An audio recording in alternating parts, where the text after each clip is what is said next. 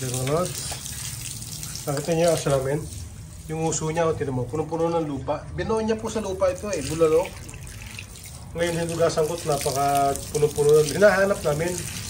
Doon niya sa loob ng bahay kanina eh. Ngayon lumabas siya.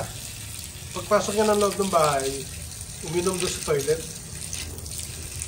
Hinahanap ko yung buto, hindi ko na makita. Ngayon lumabas ko siya uli. Eh nakita ko nandito na yung bulalo, yung buto. Pero hindi ko po alam kung saan tinago. Kung saan parte ng lugar, bakuran. Hinanap na yung mag-asawa eh. E biglang lumaki yung itsura yan. Daming lupa sa nguso. Parang nagmimina. Ngayon obserbahan namin kung saan itatago. Tumusay naman. Parang unggoy. Unggoy ka. Nakita na po namin kung saan binubuon. Kailangan madilim na eh. Likod po namin ito, likod bahay.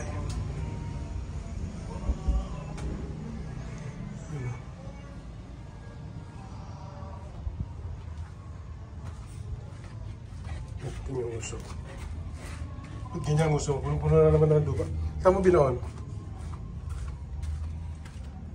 Ito po, dito binoon. Ito namin nakita. Ayan. Ito nga. Oh. Yung galing. Mahusay talaga to. Yun yung uso niya, no? Binubuon sa lupa. Napakasama ugaling to. Ayun, ayun. Hindi ko kinuha. Hindi ko kinuha.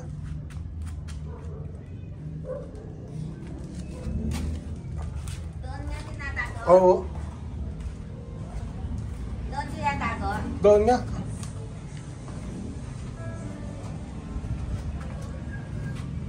Ito yung uso, oh. Ibang klase ito, klaseng ito ah.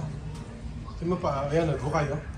Kasi dalawa po sila, yung si Tisay, yung Tisay, buto na yun eh, kaya Tisay, inagaw niya eh. Tisay ka mo yun, inuwit. Eh ngayon na inagaw niya. Nung maagaw niya, tinatago oh. Para hindi makita ng Tisay. Ngayon po si Tisay, ayun oh. Magkasama sila dyan kanina, nagbababagat, inagaw nga yung ano. Ayun na, oh. Intindi ka, ha? Intindi itong aso na to. Hindi, pupuntahan niya, oh. Kaya lang madilim po doon, eh. Madilim po doon kasi grahe na yun, papuntang ano, eh. Papunta doon sa Bukandala School.